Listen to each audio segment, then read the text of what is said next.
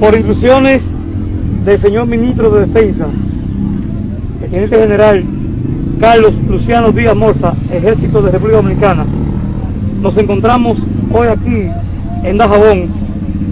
en compañía del general de brigada César Miranda Mañón, director de SECON, así como de el señor Anderson Rodríguez, director de las aduanas fronterizas, y del representante de salud pública en la provincia de Dajabón, con el objetivo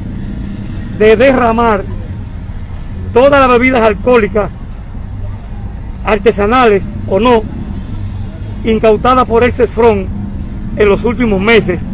en su área de responsabilidad. En esta ocasión vamos a derramar 2.750 litros de whisky, 1.500 chatas de whisky, 15.000 botellas pequeñas de whisky, 600 galones de clerén